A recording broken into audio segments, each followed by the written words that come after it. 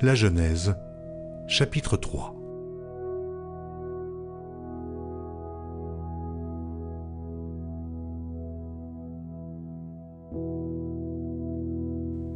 Le serpent était le plus rusé de tous les animaux des champs que l'Éternel Dieu avait fait. Il dit à la femme, « Dieu a-t-il réellement dit, « Vous ne mangerez pas de tous les arbres du jardin ?» La femme répondit au serpent, « Nous mangeons du fruit des arbres du jardin. Mais quant au fruit de l'arbre qui est au milieu du jardin, Dieu a dit, « Vous n'en mangerez point et vous n'y toucherez point, de peur que vous ne mouriez. » Alors le serpent dit à la femme, « Vous ne mourrez point.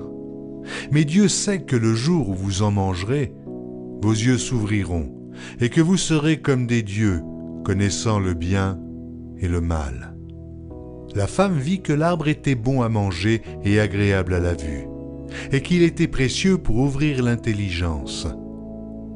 Elle prit de son fruit et en mangea.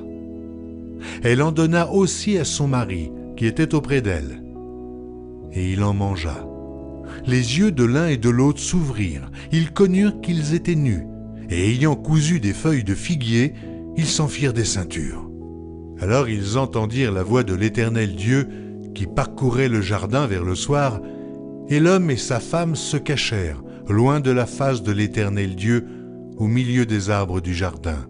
Mais l'Éternel Dieu appela l'homme et lui dit, « Où es-tu » Il répondit, « J'ai entendu ta voix dans le jardin et j'ai eu peur, parce que je suis nu et je me suis caché. » Et l'Éternel Dieu dit, « Qui t'a appris que tu es nu ?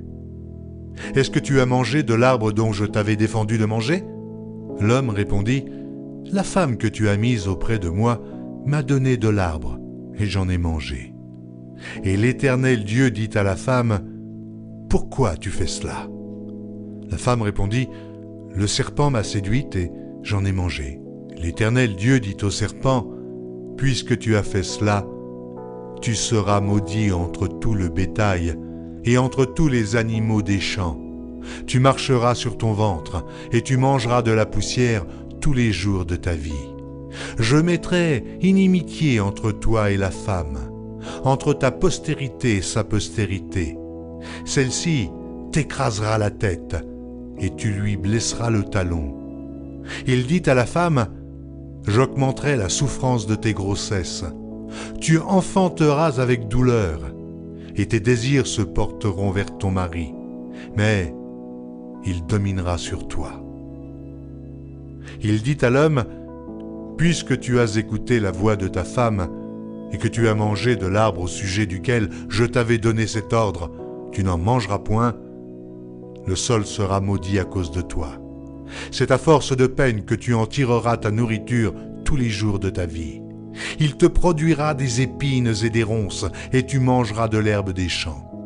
C'est à la sueur de ton visage que tu mangeras du pain, jusqu'à ce que tu retournes dans la terre d'où tu as été pris, car tu es poussière, et tu retourneras dans la poussière. » Adam donna à sa femme le nom d'Ève, car elle a été la mère de tous les vivants. L'Éternel Dieu fit à Adam et à sa femme des habits de peau, et il les en revêtit.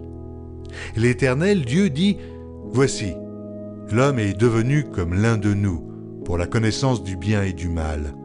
Empêchons-le maintenant d'avancer sa main, de prendre de l'arbre de vie, d'en manger et de vivre éternellement. » Et l'Éternel Dieu le chassa du jardin d'Éden pour qu'il cultivât la terre, d'où il avait été pris.